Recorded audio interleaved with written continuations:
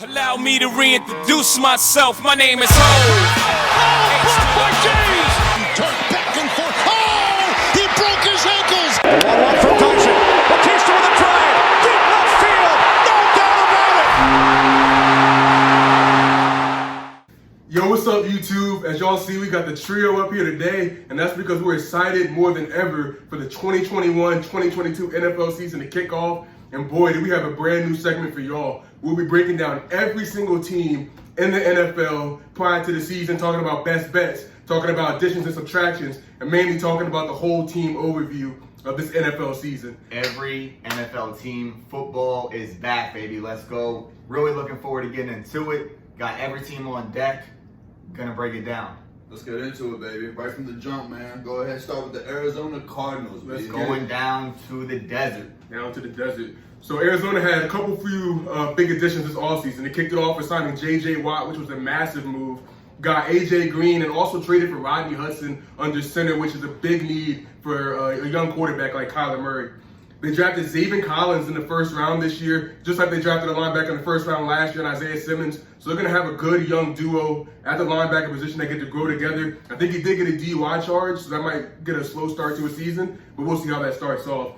Some of the biggest subtractions they have, they lost Larry Fitzgerald and Patrick Peterson in the same offseason. Two legends right there. Two Arizona legends. They were there from when they were in the Super Bowl. They were there when that team was really competing, and they really just changed the whole mantra of what it is to be an Arizona Cardinal. Patty P was there for the Bowl. Patty P was there I for was the thinking Bowl. the same thing just now, too, right? We got drafted in that legendary 2011 class. And they went to the Bowl against the Steelers probably in 2010, I think. I think it was So he 2010. might, but no, he Well, was no, top it wouldn't five have been. pick. Yeah, it wouldn't have been. Yeah, come on. Wow. I don't know if Or it no, was maybe they made it the year before. Either way, Either they way, lost he's a two legend. legends. Two legends He's the same out offseason. Minnesota. Larry's not even coming back probably. Yep. Lost Kenyon Drake to the Raiders too. And this team's gonna need a lot of production from the tight end spot since they lost Dan Arnold, who isn't a household name, but he's a good receiving threat out of the tight end position. Now he's got that Darnold to Darnold connection in Carolina. Yep. So.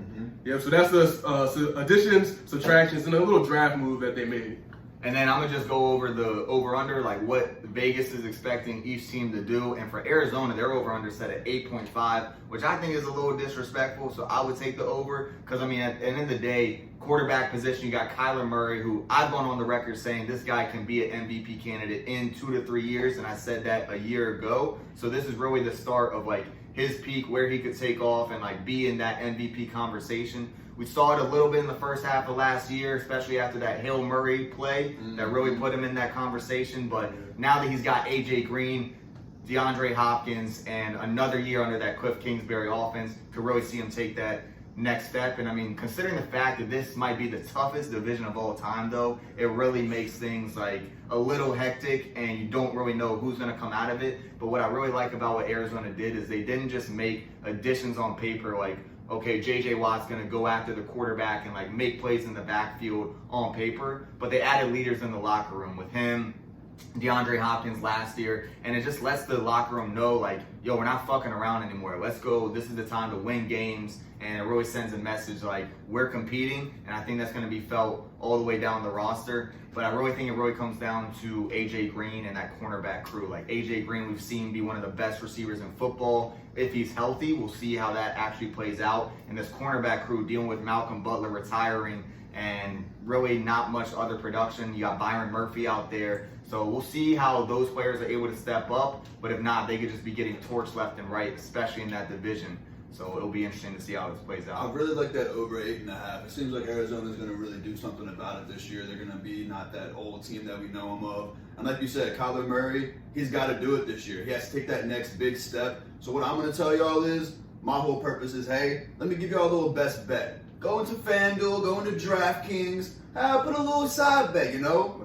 A little NFL futures bet, right? So my bet for the Cardinals, simple. Kyler Murray over 26.5 passing touchdowns. Look, the guy can throw the rock. 26.5. It seems low for me. We know he runs the ball too. But at the end of the day, he's got D-Hop, man. D-Hop might get 10 to 13. Half of those right there. Right there. So, you know, I mean, hey, go ahead, put it in the books. Kyler Murray I like that over 26.5. Boom. And I love what you talked about the leadership position on this team. When you got a young coach, you need important leadership caliber players in your locker room. And this team's really trying to go all for it by getting J.J. Watt and also getting old head and A.J. Green and getting that center that Kyler Murray needed and Rodney Hudson.